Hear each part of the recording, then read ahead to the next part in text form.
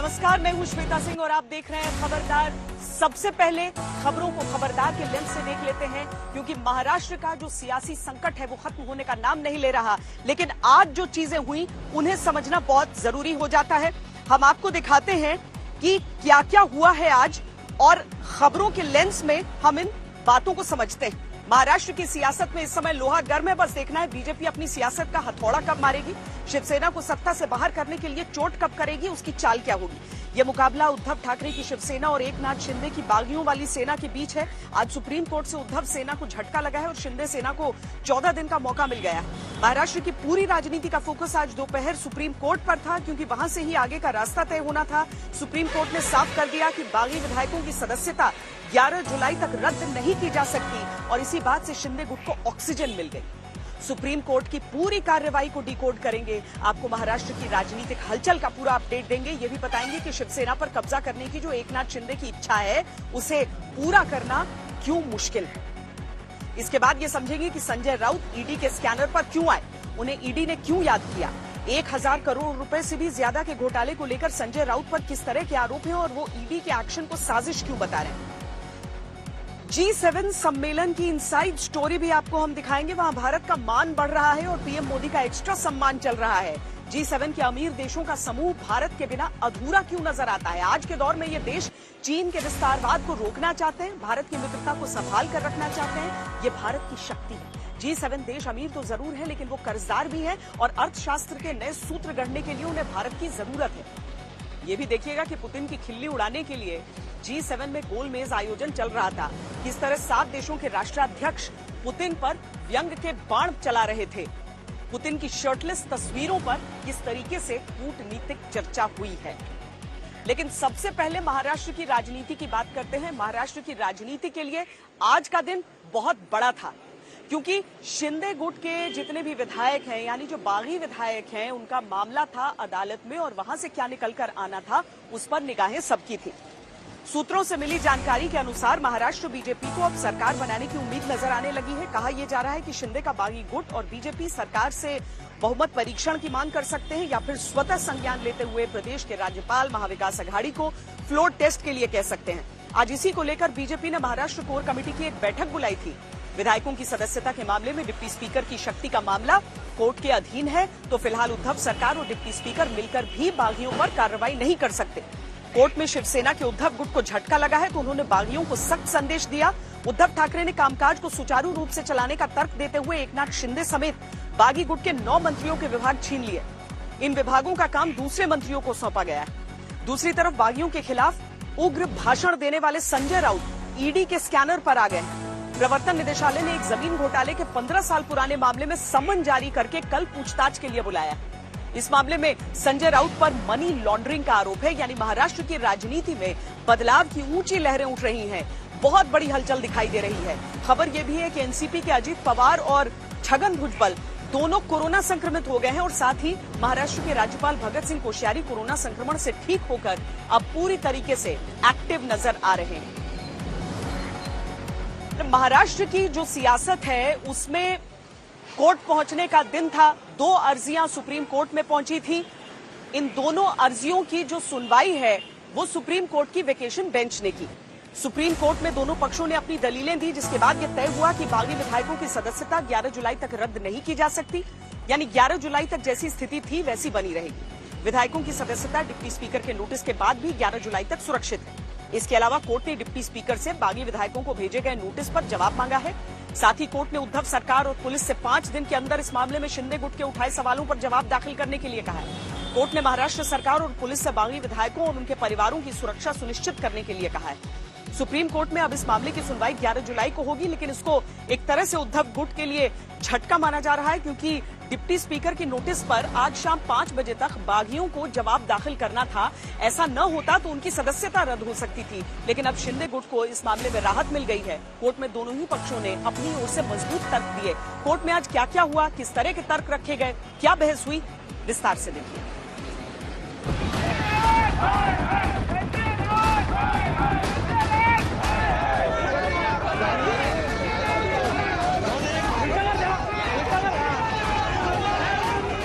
एक पक्ष की राहत, दूसरे पक्ष की मुसीबत। यही महाराष्ट्र की राजनीति में भी हुआ। शिंदे गुट के बागी विधायकों को राहत मिली तो दूसरी तरफ महाराष्ट्र के डिप्टी स्पीकर उद्धव सरकार और पुलिस को इस मामले को लेकर नोटिस भेजा गया। हमारे खिलाफ जो डिस्क्वालिफिकेशन का नोटिस दिया गया है डिप्टी स्पीकर ने ऑन द पिटीशन जो फाइल करी गई है रिस्पोंडेंट्स की तरफ से, उस पे वो आगे बढ़ नहीं सकते हैं क्योंकि सुप्रीम कोर्ट की कॉन्स्टिट्यूशन बेंच जजमेंट है जिसमें लिखा गया है कि जब तक एक नोटिस एक डिप्टी स्पीकर या स्पीकर के रिमूवल के लिए पेंडिंग हो तब तक वो डिस्क्वालिफिकेशन ऑफ मेंबर्स की इशू नहीं डिसाइड कर सकते हैं। कोर्ट ने दूसरी साइड को टाइम फाइल करने का रिप्लाई फाइल करने का टाइम दिया है और इन द मीन टाइम ये कहा है कि हमारा समय जो आज एक्सपायर कर रहा था 5 बजे 27 को, वो रिप्लाई फाइल करने का टाइम 12 जुलाई तक एक्सटेंड का 12 या 11 वो आप चेक कर लीजिएगा, एक्सटेंड कर दिया गया है। कोर्ट में कल ही शिंदे गुट की ओर से जल्दी सुनवाई की अपील की गई थी, जिस पर आज दोपहर 1:30 बजे सुनवाई हुई। शिंदे गुट की ओर से वकील नीरज किशन कौल ने पक्ष रखा और डिप्टी स्पीकर के कदम की आलोचना करते हुए इसे संवैधानिक प्रक्रिया के प्रतिकूल बताया। इस पर कोर्ट ने पूछा कि आप पहले हाईकोर्ट क्यों नहीं गए। इस पर कौल ने कोर्ट से कहा कि बागी विधायकों के परिवार पर हमले हो रहे हैं। पार्टी के प्रवक्ता बयान दे रहे हैं कि 40 लाशें लौट कर आएंगी। बागी विधायकों को धमकियां मिल रही हैं, इसीलिए मुंबई जाकर हाईकोर्ट में सुनवाई करना मुश्किल है। कोर्ट ने इस केस में सुनवाई के लिए 2 तथ्यों पर ध्यान दिया। पहला ये कि बागी विधायकों की आजादी और जीवन पर खतरा है। दूसरा, डिप्टी स्पीकर की ओर से मिले नोटिस का जवाब देने के लिए बहुत कम समय दिया गया था। इस पर कौल ने अरुणाचल प्रदेश के एक केस का उदाहरण देते हुए कहा कि स्पीकर कम समय देकर अपनी शक्ति का दुरुपयोग कर रहे हैं। कोर्ट में इसके बाद डिप्टी स्पीकर के खिलाफ अविश्वास प्रस्ताव के पक्ष को पेश किया गया। दावा किया गया कि वो सदस्यता रद्द करने का फैसला नहीं ले सकते क्योंकि उनके खिलाफ अविश्वास प्रस्ताव पेश हो चुका है। सुप्रीम कोर्ट के आज सुनवाई में किसी को रिलीफ तो मेरे ख्याल से नहीं मिला, लेकिन सुप्रीम कोर्ट ने बात कही है कि 11 तारीख तक वो रिप्लाई डिप्टी स्पीकर को दे सकते हैं। लेकिन जहां तक काउंटर एलिगेशंस थे महाराष्ट्र गवर्नमेंट की तरफ से और 12 विधायकों की तरफ से, और इसीलिए सुप्रीम कोर्ट ने कहा कि महाराष्ट्र गवर्नमेंट के जो डिप्टी स्पीकर है और शिवसेना के जो प्रतोद है उनको हलफनामा कोर्ट में दर्ज करने के लिए कहा और इसकी पूरी सुनवाई 12 तारीख को होगी। एकनाथ शिंदे और 15 विधायकों की ओर से पेश हुए वकील किशन कौल की दलीलों के बाद महाराष्ट्र सरकार की ओर से अभिषेक मनु सिंघवी और डिप्टी स्पीकर की ओर से राजीव धवन ने दलील दी। अभिषेक मनु सिंघवी ने कोर्ट से कहा कि दूसरे पक्ष को इस मामले में पहले हाईकोर्ट जाना चाहिए था क्योंकि केस मीडिया में छाया हुआ है। इसका मतलब ये नहीं कि ये केस सीधा सुप्रीम कोर्ट में आए। न्यायालय की व्यवस्था को बनाए रखना चाहिए। सिंघवी ने कोर्ट से ये भी कहा कि देश में ऐसा कोई केस नहीं है जिसमें नोटिस की प्रक्रिया के दौरान केस कोर्ट में आ गया हो। स्पीकर के फैसले के बाद ही कोर्ट में केस आ सकता है। सदन की कार्रवाई में कोर्ट का दखल सीमित है। स्पीकर का नोटिस देना और जवाब के लिए कितना समय देना है, ये सदन की कार्रवाई का हिस्सा है। कोर्ट ने इस पर कहा कि क्या हम सदन की कार्रवाई से संबंधित सुनवाई कर रहे हैं। इस केस में हालात बिल्कुल अलग हैं। खुद डिप्टी स्पीकर का अपने पद पर रहकर काम जारी रखना ही चुनौती के अधीन है। ऐसे स्पीकर जिनके खिलाफ खुद ही अविश्वास प्रस्ताव आया हो, वो सदस्यता के नोटिस पर फैसला कैसे ले सकते हैं। स्पीकर अपने ही केस में जज कैसे हो सकते हैं और कैसे कह सकते हैं कि अविश्वास प्रस्ताव खारिज कर दिया गया। डिप्टी स्पीकर के पक्ष को ठीक से समझने के लिए मामले से जुड़ी ज्यादा जानकारियां जुटाने के लिए कोर्ट ने नोटिस भी जारी किया। कोर्ट ने इस मामले में विधायकों को भेजे गए नोटिस और डिप्टी स्पीकर के खिलाफ अविश्वास प्रस्ताव वाले नोटिस को खारिज कर दिए जाने के मामले को समझने के लिए 11 जुलाई तक सुनवाई टाल दी और डिप्टी स्पीकर, महाराष्ट्र सरकार और पुलिस को नोटिस जारी करके उनसे जानकारी मांगी। दिल्ली से संजय शर्मा, आज तक। सुप्रीम कोर्ट में आज जो सुनवाई हुई उसमें कई कानूनी पेज पर सवाल उठाए गए। कोर्ट के द्वारा ये सवाल पूछे गए कि जिस व्यक्ति पर आरोप हो वही व्यक्ति खुद कैसे उस मामले में जज हो सकता है, यानी डिप्टी स्पीकर पर अगर अविश्वास है तो वो कैसे उस मामले में निर्णय ले सकते हैं। इन तमाम मुद्दों पर हमने कानूनी जानकारों से बातचीत। महाराष्ट्र सरकार के पास अब कोई विकल्प नहीं है क्योंकि उनको जो भी करना होगा वो स्पीकर के आधार पे, डिप्टी स्पीकर के आधार पे करना होगा।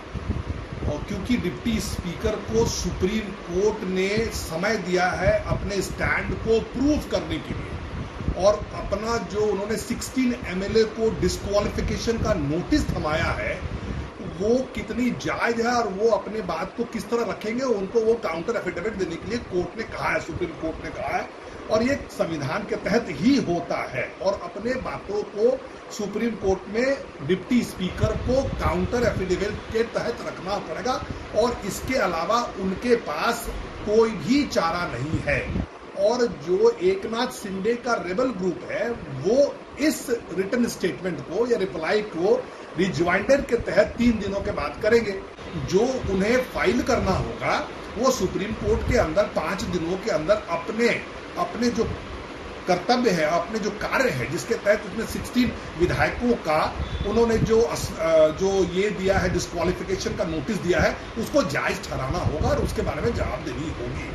नंबर 3, एकनाथ शिंदे जो दूसरे ग्रुप हैं उनको इस रिप्लाई का जवाब देना होगा। सो ये है हमारा कानूनी विचार जो इसके लिए।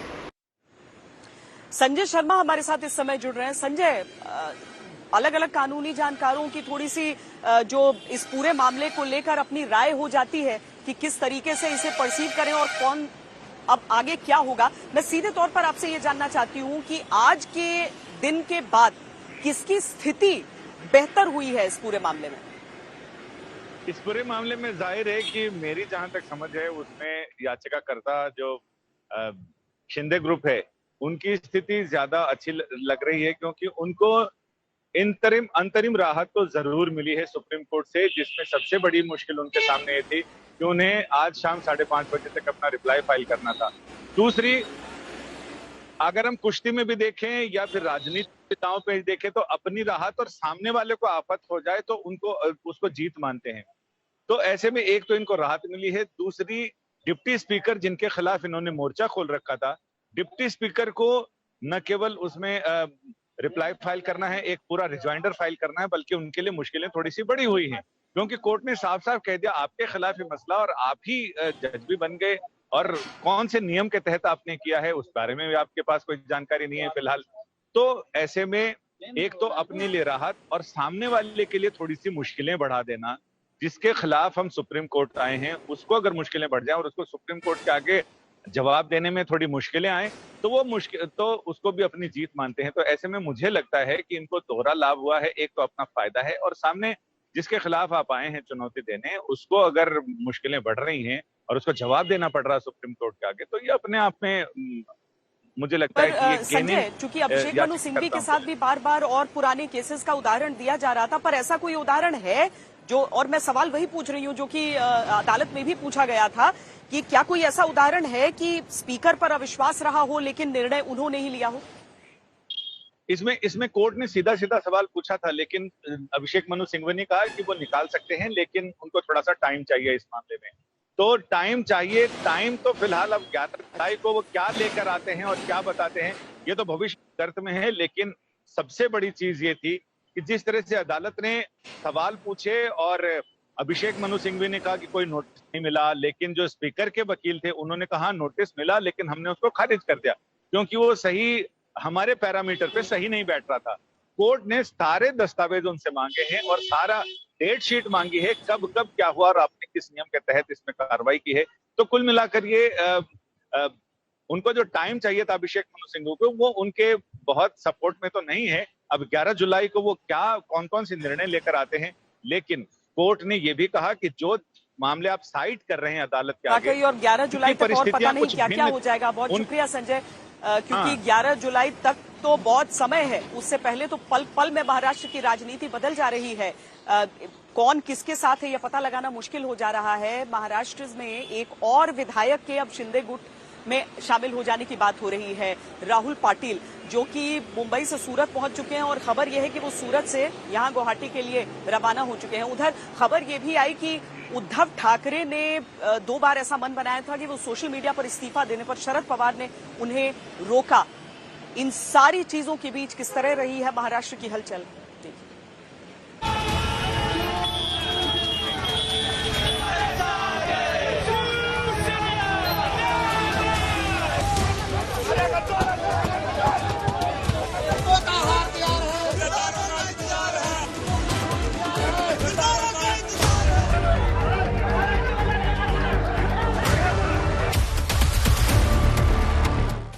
महाराष्ट्र में बागियों के खिलाफ ऐसा माहौल बनाया गया है कि शिवसैनिक पिछले कई दिनों से हंगामा कर रहे हैं।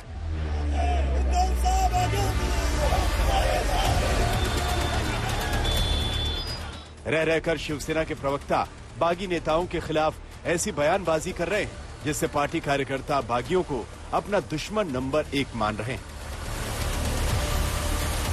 म्हणजे मला आता येताना थोडा डायलॉग थोडा मी ऐकत होतो, आठवत होता मला तो डायलॉग, मला वाटतं दिलवाले मधला है, हम शरीफ क्या हुए, पूरी दुनिया ही बदमाश हो गई। लेकिन सुप्रीम कोर्ट में जो हुआ उसने उद्धव और आदित्य ठाकरे के लिए बागियों पर दबाव बनाने के सारे रास्ते बंद कर दिए। सड़क पर हंगामा और शिव सैनिकों के हमले बंद करवाना अब उनकी मजबूरी बन जाएगा, क्योंकि इसको लेकर सुप्रीम कोर्ट ने सख्त निर्देश जारी किया है और संवैधानिक रास्ता अपनाकर सदस्यता रद्द करवाने वाले कदम पर 11 जुलाई तक के लिए वैसे भी रोक लग गई। कॉन्फिडेंस जीत की तो पूरी है और प्यार भी पूरा है। जो दगेबाजी करते हैं वो कभी जीतते नहीं है, जो भाग के जाते हैं वो कभी जीतते नहीं। देखा जाए तो शिंदे गुट की तरह ही उद्धव गुट के पास अब केवल विधायकों का शक्ति प्रदर्शन ही एकमात्र रास्ता रह गया। लेकिन यहाँ भी कौन किसके साथ है और वो कितने दिन रहेगा ये कहना मुश्किल है। महाराष्ट्र बिल्कुल उद्धव जी के साथ में, शिवसेना के साथ में, आदित्य जी के साथ में, क्योंकि जिस तरह से गतिविधियां हुई है किसी को ये पसंद नहीं है। विधायक भी अपने आप में खुश नहीं है, तो उम्मीद है कि वो जरूर आ जाएंगे, शिवसेना के पक्ष में समर्थन करेंगे। सुप्रीम कोर्ट में शिंदे गुट को राहत तो मिली, इसने शिंदे समर्थकों में भी जोश भर दिया। शिंदे समर्थक जो खुद भी शिव सैनिक होते हैं, वो संजय राउत और भड़काऊ भाषण देने वाले नेताओं के खिलाफ जबरदस्त प्रदर्शन कर रहे हैं। शिंदे गुट अब और ज्यादा हावी हो रहा है, क्योंकि बीजेपी भी खुलकर सामने आने के मूड में है। केसरकर साहब, मेरा सवाल आपसे बहुत ही सिंपल और स्ट्रेट है। क्या आप सरकार बनाने के लिए भारतीय जनता पार्टी को समर्थन देंगे? ये मेरा सिंपल सवाल है कि क्या आप भारतीय जनता पार्टी को सरकार बनाने के लिए समर्थन देंगे आज की स्थिति में? इसके बारे में जो भी अधिकार है हमने एकनाथ शिंदे जी को दिए हुए हैं, and he can take the appropriate decision. We will not question him if he takes any decision in this regard. बागी गुट के दीपक केसरकर ने एक खुली चिट्ठी भी लिखी है और संजय राउत के खिलाफ जोरदार निशाना साधा। दीपक केसरकर ने लिखा, लड़ाई सत्ता के लिए नहीं, हम सत्ता में हैं, लेकिन संजय राउत की सलाह पर पूरी पार्टी शरद पवार की पार्टी से शादी के गठबंधन में बंधना चाहती है तो शिवसेना का क्या होगा? दुर्भाग्य से जिन्हें जनता ने कभी नहीं चुना वो संजय राउत पार्टी को खत्म करने जा रहे हैं। संजय राउत शरद पवार के गले का ताबीज है। आप शिवसेना को बीजेपी से दूर करने में सक्षम हो सकते हैं, लेकिन अगर शिवसेना हमें हिंदुत्व से दूर ले जाने वाली है तो हम इसे कैसे सहन कर सकते हैं? दीपक केसरकर के आरोपों पर संजय राउत ने जवाब दिया, देखिए, बात रणनीति की नहीं है, बात ये है कि सरकार बचानी है, कानून की लड़ाई चलती रहेगी। सबसे पहले पार्टी को फिर एक बार ऊर्जा देनी है। चाहे एनसीपी है, एनसीपी अपना काम करेगी। शिवसेना एक केडर बेस्ड पार्टी है, गांव-गांव में शिव सैनिक है, केडर बहुत बड़ा है। सत्ता की परवाह हम कभी करते नहीं, सत्ता आती है, सत्ता चली जाती है, संगठन रहना चाहिए, बस उसका ऊपर काम चल रहा है। महाराष्ट्र की राजनीति पुरानी हिंदी फिल्मों के क्लाइमेक्स सीन की तरह हो गई है, जिसमें कभी हीरो का पलड़ा भारी होता है तो कभी विलन का। लेकिन इस राजनीति का नायक और खलनायक कौन है, ये तो अंतिम जीत से ही तय होगा और उसी हिसाब से बाद में राजनीतिक किस्से सुने सुनाए जाएंगे। मुंबई से पंकज उपाध्याय, साहिल जोशी, पारस दामा के साथ आज तक ब्यूरो।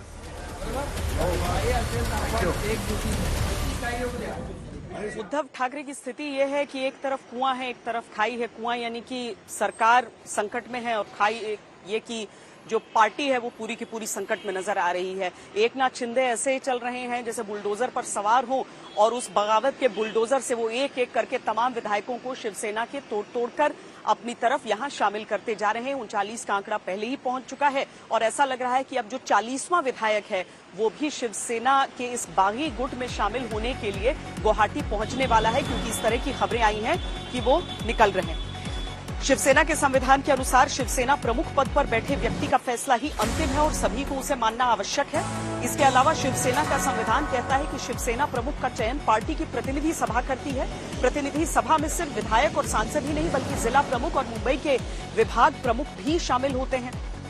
2018 में जब उद्धव ठाकरे को शिवसेना प्रमुख चुना गया, उस समय पार्टी की प्रतिनिधि सभा में 282 प्रतिनिधि थे। शिवसेना की नीति नियामक इकाई भी है, जिसे राष्ट्रीय कार्यकारिणी कहते हैं, उसका चुनाव भी प्रतिनिधि सभा ही करती है। 2018 में शिवसेना की प्रतिनिधि सभा ने राष्ट्रीय कार्यकारिणी के लिए 9 सदस्यों को निर्वाचित किया था। इसमें आदित्य ठाकरे, मनोहर जोशी, सुधीर जोशी, लीलाधर डाके, दिवाकर रावते, सुभाष देसाई, रामदास कदम, संजय राउत और गजानन कीर्तिकर चुने गए थे। इनमें से सुधीर जोशी की मृत्यु हो चुकी। उद्धव ठाकरे ने बाद में 4 और सदस्यों को नियुक्त किया, जिसमें अनंत गीते, चंद्रकांत खैरे, आनंदराव अडसूल और एकनाथ शिंदे की नियुक्ति राष्ट्रीय कार्यकारिणी में हुई थी। लेकिन पार्टी संविधान के अनुसार शिवसेना प्रमुख को किसी को भी पार्टी से निकालने का अधिकार है। एकनाथ शिंदे के साथ शिवसेना के विधायक भले ही टूटकर चले गए, लेकिन राष्ट्रीय कार्यकारिणी का कोई सदस्य नहीं गया। इसका मतलब हुआ कि राष्ट्रीय कार्यकारिणी पर अब भी उद्धव ठाकरे का ही वर्चस्व है। हमारे साथ इस समय मुस्तफा शेख जुड़ रहे हैं मुंबई से। मुस्तफा, अगर हम इस बात को देखें, इस नियम को देखें शिवसेना के भीतर की, तो क्या इसका कोई दम रह जाता है खास और औचित्य रह जाता है, खासकर तब जब ये लड़ाई एक दूसरे रूप में अदालतों में भी पहुंच गई?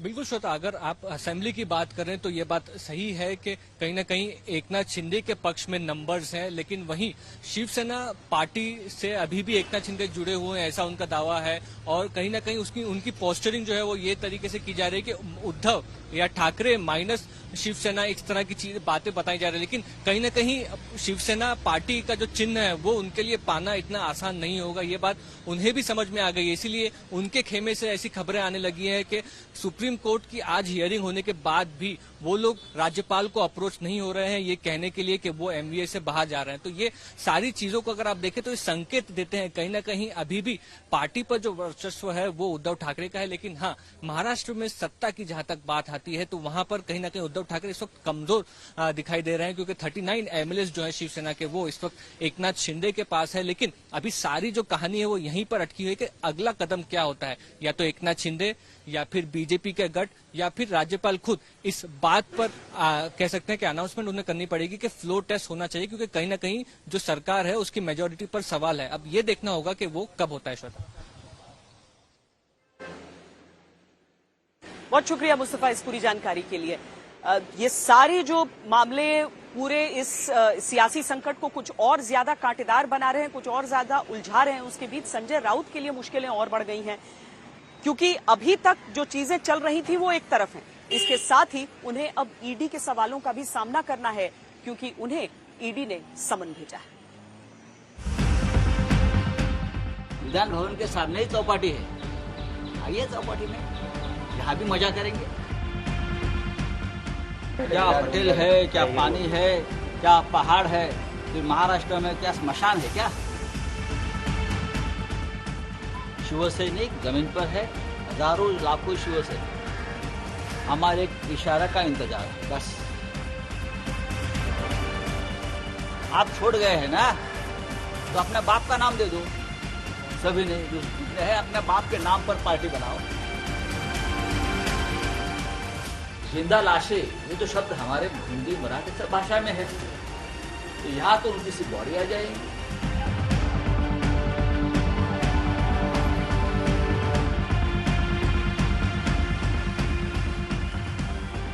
मुसीबत अकेले नहीं आती, जब भी आती है पूरा पैकेज लेकर आती है। महाराष्ट्र में उद्धव सरकार वेंटिलेटर पर है।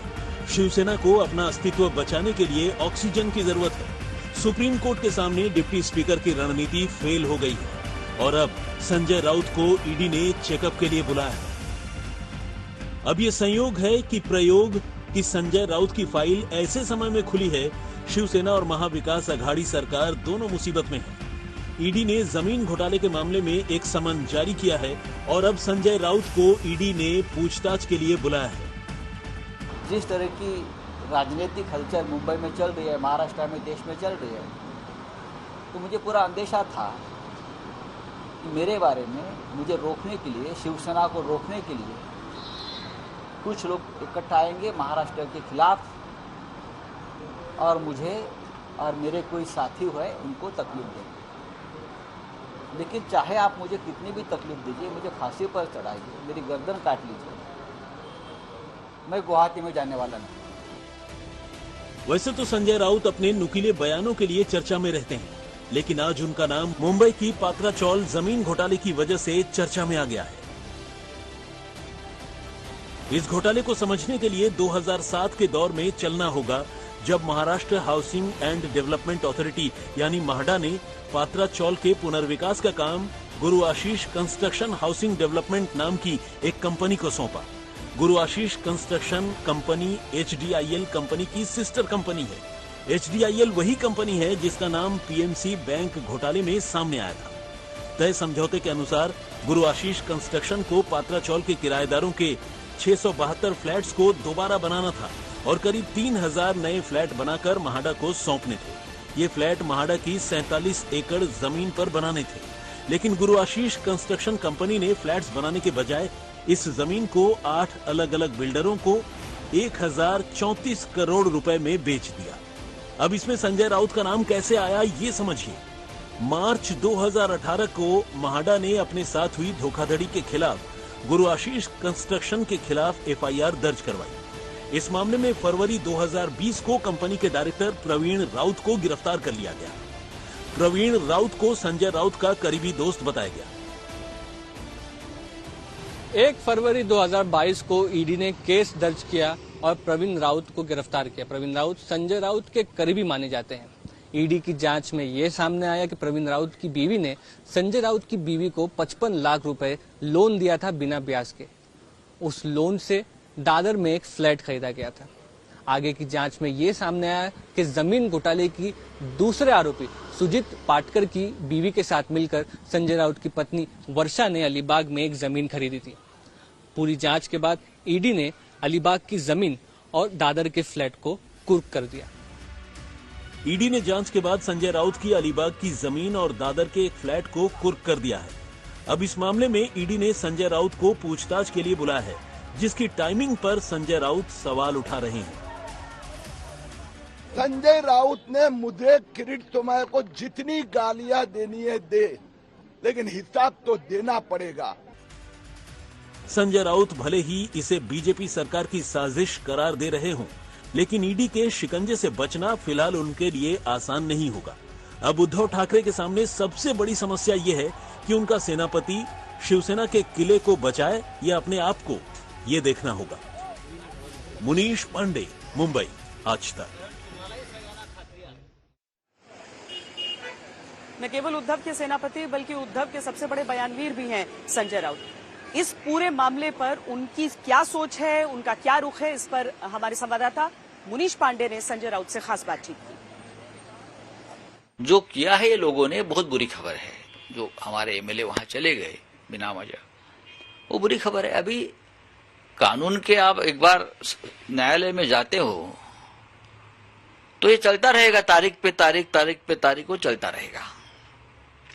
ये जो समय मिला है, क्या उसमें आप लोगों की कोशिश रहेगी कि जो बागी MLAs हैं उनसे कोई बातचीत की जाए, कोई रणनीति तैयार की जाए? क्योंकि आप लोग जो समय मिला है उसका फायदा उठाने की कोशिश करेंगे, अगर मैं गलत नहीं हूं तो। नहीं, देखो कोशिश तो जरूर करेंगे। आज भी हमारे संपर्क में लोग हैं वहां से। जब मुंबई में आने की वो कोशिश करेंगे तो उनसे ठीक डायलॉग हो सकता है हमारा। अभी तो 1 सेकंड के लिए 2 सेकंड के लिए हमें मैसेज मिलता है कि हमको बात करना है, हमको यहाँ से छुड़ा दो। मुंबई में आएंगे तो यहाँ का माहौल, यहाँ की हवा, यहाँ का पानी, सब कुछ अलग है। मैंने हवा पानी तो अलग है। एक और सुप्रीम कोर्ट ने कहा हुआ है कि 11 तारीख तक जिन MLAs को नोटिस गई थी डिस्क्वालीफाई करने के लिए, 16 MLAs को, उनको डिस्क्वालीफाई न किया जाए। अच्छी बात है, लेकिन 11 तारीख के बाद तो करना ही पड़ेगा। मौत आज आप टाल सकते हो, कभी ना कभी तो ये क्रिया प्रक्रिया होने वाली है ना। जो 12 MLAs है जिसके ऊपर ये तलवार लटकी है डिस्क्वालिफिकेशन की, वो हटेगी नहीं, मैं आपको दावे के साथ कहता हूँ। चलिए, बड़ी बात कही आपने। एकनाथ शिंदे के जो वकील हैं उन्होंने कोर्ट के सामने आज, सुप्रीम कोर्ट के सामने आज उन्होंने दावा किया कि दरअसल वो मुंबई इसके लिए नहीं जा रहे हैं या फिर बॉम्बे हाई कोर्ट इसके लिए नहीं गए क्योंकि उनकी जान को खतरा है। आपने एक बयान दिया हुआ था, उसको भी उन्होंने कहा कि आपने कहा कि 40 लोगों की जो बॉडी है वो वहां से आएगी, तो उस पर क्या कहेंगे आप? देखो, ये तो बहुत हिम्मत वाले लोग हैं।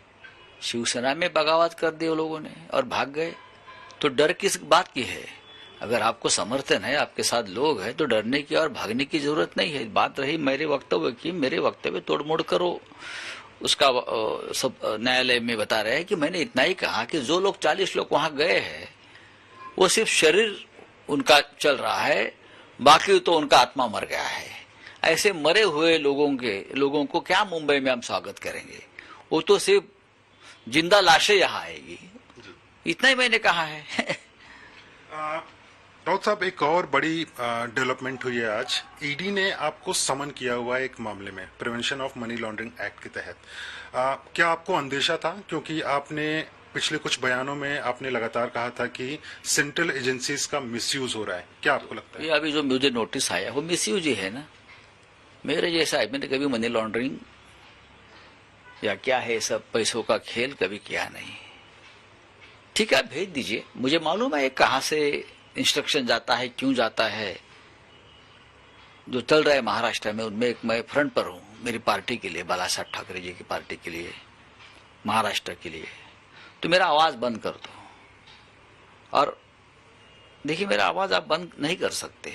आप ईडी की नोटिस भेज दीजिए या मेरी गर्दन उड़ा दो, मैं गुवाहाटी से रास्ते से नहीं निकलूंगा, मैं यहां ही रहूंगा मेरे पार्टी के साथ। आप इतनी भी कोशिश करो, मैं मर जाऊंगा। लेकिन आपने मेरे खिलाफ ईडी लगाया, सीबीआई लगाया, मैं जेल जाऊंगा ना। आप मुझे अरेस्ट कर सकते हो। अभी मैं बैठा हूं शिवसेना भवन में, आप आइए, अरेस्ट करो, मुझे बुलाओ, कब आना है, मैं जाऊंगा। गिरफ्तार होने के लिए आप तैयार हैं? डेफिनेटली, क्यों नहीं। अगर आप गलत तरीके से कुछ करना चाहते हो मेरी पार्टी को खत्म करने के लिए, और उसके लिए आपको मेरा बलि देना है, बलि चढ़ाना है। हजारों लोग हमारे शिवसेना में इस तरह से उनका बलिदान है इस पार्टी के लिए। हजारों लोग हैं हमारे, चाहे 1992 का दंगा हो, जो बाबरी वाला, उससे पहले हो 1969, अभी बाद में अनेक बहुत से मोमेंट में हमारे लोग मारे गए। तो एक हमारी बलि चढ़ गई, तो उसमें बड़ी बात क्या है? करने दो।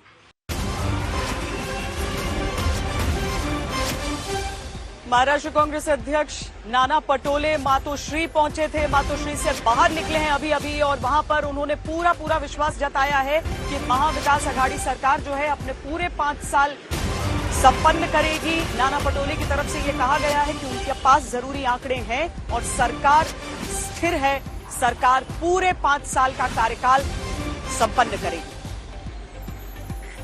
लगातार बैठकों के दौर महाराष्ट्र में चल रहे हैं। जो अलग अलग साथी हैं वो भी आपस में मिलजुल कर बात कर रहे हैं।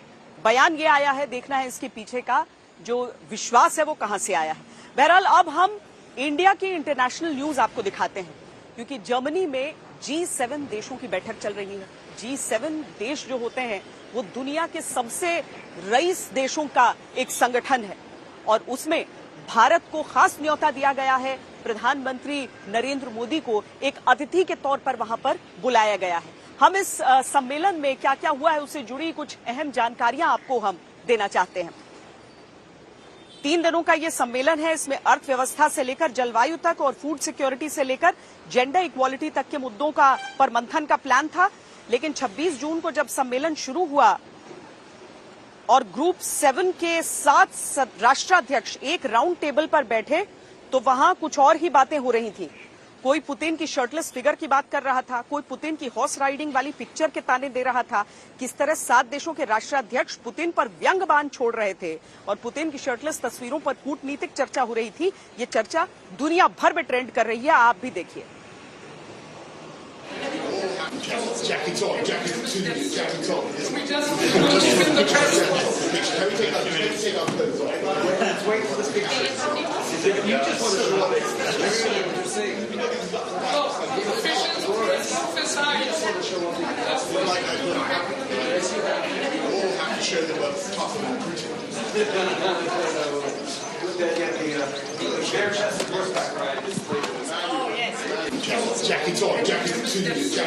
जर्मनी में G7 सम्मेलन का ये किस्सा बड़ा मशहूर हो रहा है। वैसे इस बार के G7 के सम्मेलन में इंटरनेशनल मीडिया का फोकस भारत के प्रधानमंत्री नरेंद्र मोदी भी रहे हैं। नरेंद्र मोदी को जर्मनी ने विशेष निमंत्रण दिया और जर्मनी में पीएम मोदी का जो एक्स्ट्रा स्वागत किया जा रहा है वो देखने लायक है।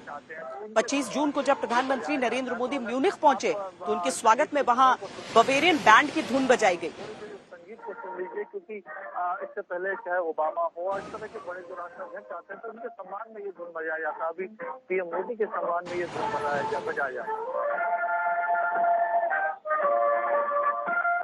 यानी 2015 में पिछली बार हुआ था बराक ओबामा के लिए और अब 2022 में प्रधानमंत्री नरेंद्र मोदी के लिए। अब यहाँ ये समझने की जरूरत है, जब दुनिया में नया वर्ल्ड ऑर्डर स्थापित हो रहा है, इन दो तस्वीरों को देखिए।